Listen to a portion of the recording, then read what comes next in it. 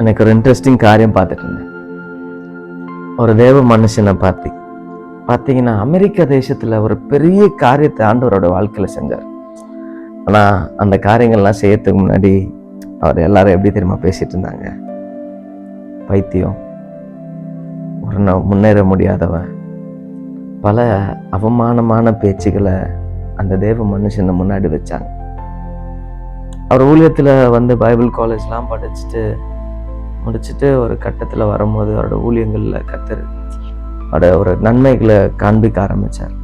பேசின ஜனங்களுக்கு முன்னாடி ஆண்டவர் இன்னும் அவனை உயர்த்தணும், இன்னும் அவரை நடத்தணும்னு சொல்லிட்டு ஆண்டவர் அவர்கிட்ட சில காரியங்கள் எல்லாம் மாத்திக்கோப்பா அப்படின்னு சொல்லிட்டு அவர்கிட்ட பேச தொடங்கினாங்க. ஆனா முதல்ல அவர் அதெல்லாம் எதுவுமே கீழ்ப்படியாம அவரோட வாழ்க்கையில் அப்படியே போயிட்டே இருந்தாராம். ஆண்டவரோடு கூட இருந்த இணைப்பு கரெக்டாகவே இருந்துட்டு இருந்தது. ஆண்டவர் சொன்ன இந்த காரியத்தை மாற்றிக்க முடியலன்ட்டு வரும்போது அவர் அந்த மாற்றிக்க சொன்ன காரியங்கள்ல இருந்து பல பிரச்சனைகளை பார்த்தோன்னே அப்போது அவர் அதை மாற்றிக்கணும்னு தோண ஆரம்பிச்சார். அப்போ ஆண்டவர்கிட்ட சொல்லும் போது, ஆண்டவரே நீங்கள் சொல்லும் போது எனக்கு இது புரியலை, இது நீங்கள் சொல்லும் போது இது எனக்கு ஏதோ தானே இருந்தேன், ஆனால் இன்னைக்கு நான் பட்டு ரியலைஸ் பண்ணியிருக்கேன்ப்பா, நீங்கள் சொல்கிறதுக்கு முன்னாடி நான் செஞ்சுருக்கணும், இதெல்லாம் மாற்றிருக்கணுமே அப்படின்ட்டு. அன்னைக்கு என்னைக்கு அந்த ஒரு முடிவெடுத்து அந்த காரியங்களை மாற்றி கொண்டாரோ ஆண்டவர் அவரை தேசம் முழுக்க கொண்டு போனாராம். அவர் பேச்சை பார்த்துட்டு பைத்தியக்காரன் முட்டாள்னு சொன்ன ஜனங்களுக்கு முன்னாடி அவர் பேச்சுக்காய் ஆண்டவருடைய வார்த்தையை பேசுவதற்காக அநேகர் காத்திருந்தாங்க.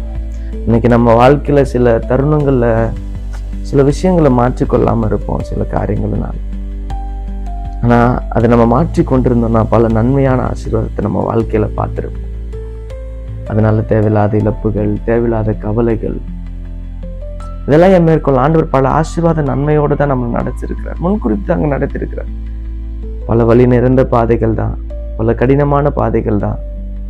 ஆனா அவைகள் மற்றிலும் கர்த்தர் உங்களை என்னை அழகா நடத்துறாருன்னா புரிஞ்சுக்கோங்க, நீ மாறுறதுனால உங்களுக்குரிய பெரிய ஆசீர்வாத சுதந்திரிப்பு உங்க வாழ்க்கையில பார்க்க போறீங்க.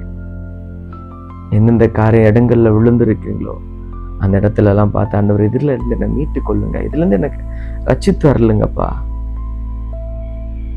என்னை கடாய்ச்சி தருளுங்க, எந்தெந்த சூழ்நிலை இருந்து சொல்றீங்களோ ஆண்டவர் எல்லா இடத்துல இருந்து உங்களை மீண்டும் உயர்த்த வல்லவர்.